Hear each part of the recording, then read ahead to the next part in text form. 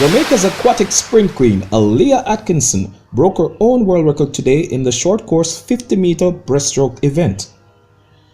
She won this in a time of 28.56 seconds at the FINA World Cup in Hungary's capital city, Budapest. Alia created a big splash when she drenched her old mark of 28.64 seconds, which she did in 2016.